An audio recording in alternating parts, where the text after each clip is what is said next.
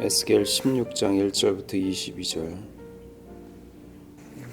에스겔서 16장에서는 예루살렘을 향한 하나님의 심판, 또 그들의 타락, 이것을 지적하는 그런 말씀인데, 수사학적으로는 그 알레고리라는 기법을 사용했습니다. 그러니까 한 이야기를 하기 위해서 또 다른 이야기를 들어서 그를 비유적으로 표현한 이야기죠. 그래서 지금 방금 읽었던 거는 그 내용을 정리해 보면, 예루살렘이라는 것을 빗대어서 어떤 아이가 태어났는데 굉장히 비천하고 가련한 상황이었어요. 아무도 그를 돌보지 않고 피투성이가 된 채 그냥 들에 버려져 있는 것을 이 지금 말하는 하나님께서 가다가 그 피투성이 된 아이를 불쌍히 여겨서 그를 데려다가 맑게 씻기고 피를 닦게 하고, 그 다음에 걔를 잘 키웠습니다. 그리고 잘 키우고서는 때가 됐을 때, 아름다운 여인이 되었을 때 그와 혼인 서약을 하고 혼인 언약을 맺죠. 맺고서는 그를 계속해서 아름답게 잘 꾸며줍니다. 금, 은으로 장식해 하고, 그래서 형통하게 되죠. 영화롭게 돼요. 화려함과. 그랬더니 그 아름다움이 주변에 쫙 알려지게 되니까, 그 명성이 알려지게 되니까 주변 사람들이 그를 보러 오기도 하고 지나가기도 하는데, 그때 그 여인이 자기의 화려함과 명성을 가지고 자기 남편 되시는 하나님이 아닌 그 지나가는 사람과 행음하게 되는 그런 이야기입니다. 아주 가증한 이야기를 이렇게 알레고리를 통해 가지고 지금 이야기하고 있습니다. 자기가 가진 형통이 결국은 타락의 재료가 된 상황인 거거든요. 저는 오늘 형통이라는 주제에 대해서 다시 한번 그냥 우리가 좀 생각해 봤으면 좋겠는데, 첫째는 형통은 이것처럼 그냥 하나님으로부터 오는 선물입니다. 이 예루살렘이라는 땅을 가만히 생각해 보면 아무것도 할 수 없는 처지였어요. 가련하고 비천했습니다. 그런데 하나님께서 그를 불쌍히 여겨서 그를 데려다가 땅도 주시고 나라도 만들게 하시고 명성도 높여주셨던 것뿐이죠. 그걸 빗대서 얘기하신 거죠. 우리도 마찬가지죠. 우리가 형통하다, 뭐가 일이 잘 된다, 내가 열심히 했다, 그거는 정말 모르는 소리죠. 성경에서는 그걸 뭐라고 얘기하냐면, 그걸 100% 하나님의 은혜라고 얘기를 해요. 이유는 내가 열심히 했다라고 하면 그 열심히 하려는 마음, 열심히 할 수 있는 힘이나 지혜, 또 여건, 이게 다 하나님이 주셨다는 거예요. 우리가 일이 뭐가 크게 되려면 자기 혼자 열심히 한다고 되지 않죠. 좋은 사람과의 협력이 필요하고, 또 필요할 때 필요한 사람을 만나야만 일이 진행되죠. 그럼 그 만남을 내가 억지로 가서 만나서 됐습니까? 아니요. 그 만남을 하나님이 주셨다는 거예요. 여건도 주셨고 시대도 주셨고 상황도 주셨다는 거예요. 그러니까 이게 정말 우리가 바보들이 아닌 이상, 이건 100% 그냥 하나님이 주신 은혜구나, 선물이구나, 이걸 우리가 알아야 되는 거죠.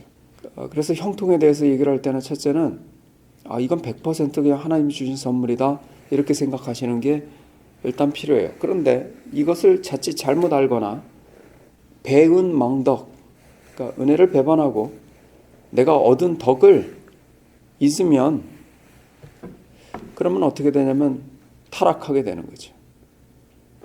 그러니까 자기가 피투성이었던 그 상태를 잊었도다, 적신이었던 것을 잊었도다, 이렇게 얘기하지 않습니까? 그래서 두 번째 형통에 대해서 얘기할 때는, 형통은 타락의 재료가 될 수 있다, 이거에 대한 위험성을 우리가 좀 인지해야 됩니다. 가만히 생각해 보십시오. 예루살렘 입장에서 만약에 이 사람들이 애굽에서 종노릇할 때 괴롭긴 했지만 하나님이 그들을 끌어내지 않으셨다면 그들이 그렇게까지 죄를 졌겠습니까?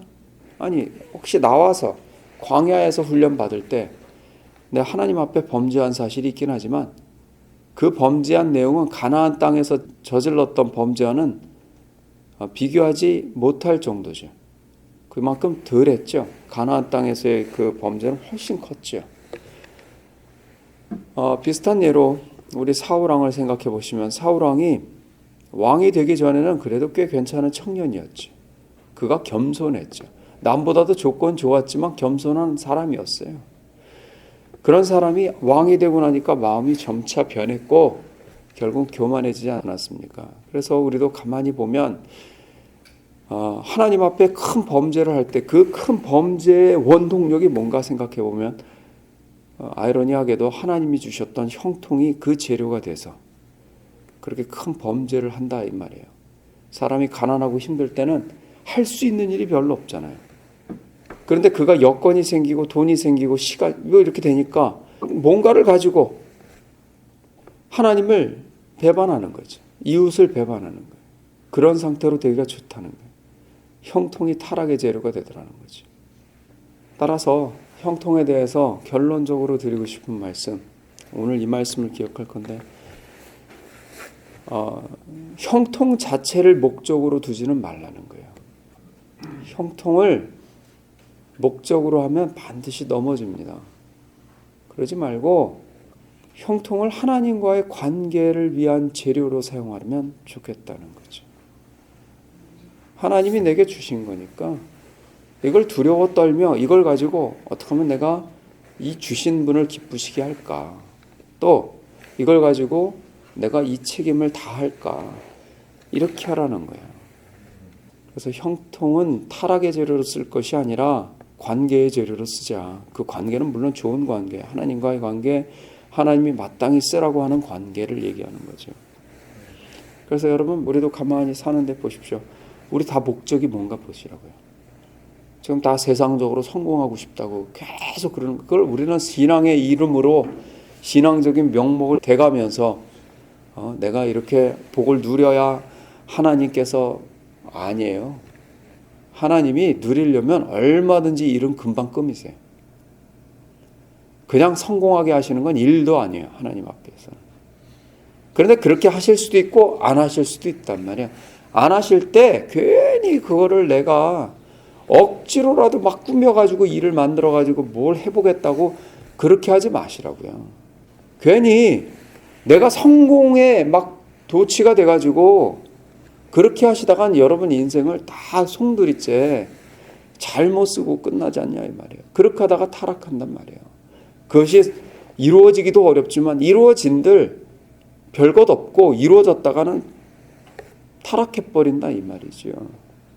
그러니까 그렇게 하지 말고 그냥 주님과의 관계에 목적을 두고 내가 잘 되든 또는 하나님께서 나는 그렇게까지 쓰지 않더라도 어떤 모양으로 쓰시더라도 그냥 먹을 것 입을 것 주셨으면 거기서 만족함을 누리고 그냥 하나님과의 관계를 내가 돈독히 하고 하나님 기쁘시게 하는 아들, 딸이 되겠다 이렇게 생각하시는 게 옳지 않겠냐 이 말이에요. 그러니까 저는 오늘 아침에 우리가 그냥 기도할 때 오늘도 뭐 일이 잘 되게 해주십시오 이런 소리 하지 마시고 오늘도 주님과 좀 잘 동행하게 해주십시오. 주님의 음성을 잘 분별하고 듣게 해주십시오. 이렇게 기도하시면 좋겠어요. 그래서 제가 이렇게 생각할 때 그러니까 이게 적신 또 피투성이었던 이 아이를 하나님께서 데려다가 키워서 화려하게 만들어놨더니 그게 음란의 재료가 됐던 거예요. 그리고서는 자기가 피투성이었고 적신이었던 때를 잊었다. 이렇게 얘기하셨던 거죠. 저도 가만히 생각하면 그렇지. 적신이었지. 아무것도 없었지. 그런 생각을 자꾸 하게 돼요. 그렇지. 내가 뭐가 있었나. 아무것도 없었지. 제가 학창시절 때 공부하기 전에 전 초등학교 때 공부 한 자도 안 했어요.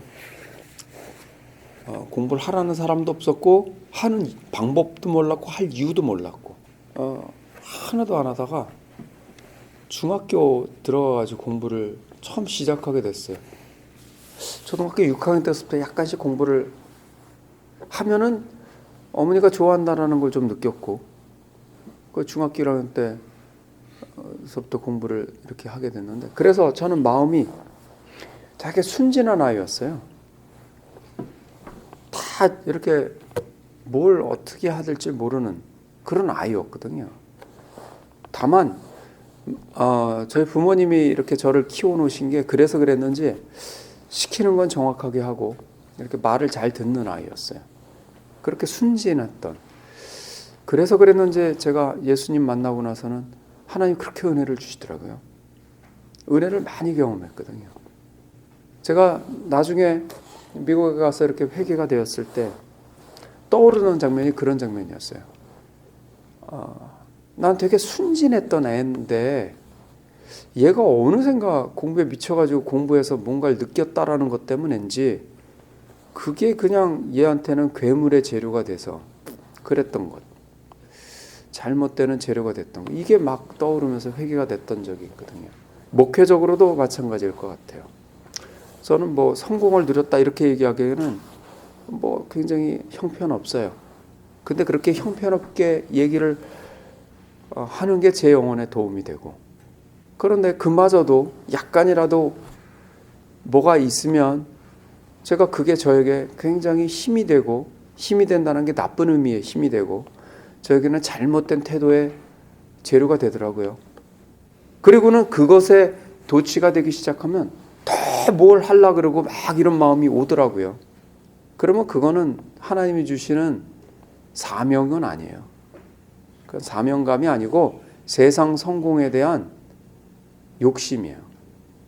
저도 그래서 깨어서 기도하지 않으면 이건 넘어지는 거예요.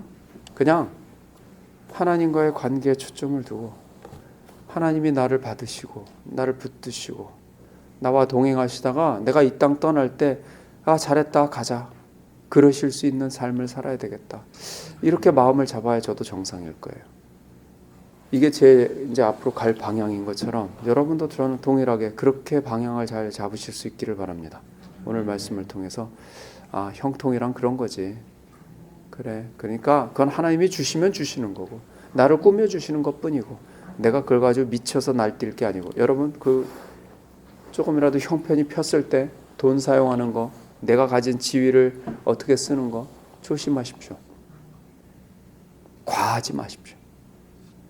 그냥 먹을 것 입을 것 있으면 감사하고요. 괜히 나이 들어서 어렵지 않게 그냥 살 수 있는 집 하나 있으면 되고요. 굴러다니는 차 있으면 되고요. 또 차가 없이 이렇게 대중교통이 잘 발달되면 나중엔 노인 패스 주잖아요. 그거 타고 다니시면 되고요. 옷 입으면 돼요. 깨끗하게 빨아서만. 그렇게 좀 단순한 노매드처럼 유목민처럼 살 수 있으면 얼마나 좋겠어요. 의식을 그런 데 뺏기지 않고 그냥 딱 하나님 앞에 집중해서 살면 얼마나 좋겠습니까? 그냥 놀러 다니느라고 정신들 다 빠지고 그걸 인생의 낚시인 것처럼, 얼마나 하나님과의 관계가 희미하면 여행을 다녀야 나는 꼭 잘 사는 것처럼 그렇게 삽니까? 그게 다 타락의 재료가 되는 거예요. 그래서 저는 그냥 그렇게 하면 재미가 하나도 없잖아요. 근데 재미는 세상 재미를 느끼라고 하는 게 아니에요. 재미는 뭘로 느껴야 되냐면 주님과의 관계에서 느껴야 되는 거예요. 성령, 그러니까 천국에 대해서 얘기할 때 바울이 그런 얘기했죠. The kingdom of God, 하나님의 나라는 오직 성령 안에서 의와 희락과 화평이라. 성령 안에서 누리는 거예요. 의와 희락과 화평을 누리는 거예요. 내 안에서. 그런 사람이 돼야 환경적으로 나빠져도 내가 여호와로 인하여 기뻐하고 즐거워하는 사람이 될 수 있는 거지. 내가 하나님으로 즐기질 못하면 여러분 그러면 100% 세상 사람처럼 살게 돼 있어요. 뭔가 겉으로 즐겁고 형통해야 즐겁다 그래요. 목회가 자꾸 부흥이 돼야 즐겁다 그러고, 목회가 부흥이 되고 안 되고는 하나님의 몫이고요. 겉으로 벌어지는 일은 내가 즐거워야 될 대상은 하나님이란 말이에요. 그게 안 되니까 자꾸 여기서 그냥 볶아가지고 어떻게 해서든 그 인위적인 부흥을 하겠다고. 그건 가짜라고요. 마찬가지. 먹을 것 입을 것 있으면 됐는데 자꾸 기업을 어떻게 해서든 육성시키고 막 몇 천억을 만들어야 되고, 그거 다 속의 갈증, 지옥불이 타올라서 그런 거예요. 세상 욕심이 타올라서 그런 거예요. 오늘 하루도 주님과 동행하는 것에 감사함을 느끼고 기뻐한다면, 오히려 너무 바빠져가지고 내가 기도할 시간이 없다면 하지 않는 거예요. 원정수 권사님이 그랬잖아요. 그분이 그렇게 성령과 친한 분인데 미국에서 하나님 미국으로 보내셨고 병원을 개원했는데 너무 잘 되더래요. 너무 잘 돼서 뭐 굉장히 수입이 많죠. 그래가지고 너무 잘 또 하나 병원을 더 세우게 됐대요. 근데 기도를 하는데 마음에 기쁨이 없더라는 거예요. 그래가지고 제가 기도하면서 하나님, 자기가 이거를 개원하면 하나 더 개원하면 최소 제가 값은 까먹었어요. 자기에게 떨어지는 수입이 몇 억이에요. 우리나라 돈으로 하면 연간 몇 억이 더 생기는데 내가 그러면 더 많은 선교사를 후원하고 그러지 않겠습니까? 하나님한테 그랬더니 하나님께서 나는 너의 돈이 필요한 게 아니라 나는 너가 필요하다 그러시더라고요. 자기 그래서 안 했대요. 접었대요. 그거 운영하면 약간만 더 하면 되는데 기도 시간을 확보하기 위해서 안 했다는 거예요. 저는 제가 그분 간증을, 제가 들었던 모든 간증 가운데 그분 간증이 제일 마음에 많이 남고 은혜가 되었어요. 아, 참 너무 귀하다. 저게 진짜인데 왜 이렇게 간증이 꼭 하나님과 친했더니 의사 됐습니다, 부자 됐습니다만 있을까? 그거 아니거든요. 하나님과 친하다 보니까 나는 의사인데 내가 부를 포기했습니다. 이게 얼마나 귀한 간증입니까? 이게 잘 사는 거지. 저는 그래서요, 우리 가운데는 아직 너무 부자도 없고 너무 가난한 사람도 없는 입장이지만 지금 이 상태를 그냥 감사하게 여기고요. 어떻게 하면 내가 하나님과 더 친해질까? 어떻게 하면 내가 하나님 마음에 드는 일을 할까? 이것을 고민하는 사람들이 될 수 있으면 좋을 것 같아요. 오늘 아침에 기도할 때요, 그냥 하나님, 이제 더도 말고 덜도 말고 그냥 있는 이 형통을 가지고 내가 주님 잘 섬기게 해주십시오. 그렇게 기도하시면 될 것 같습니다. 같이 기도합시다.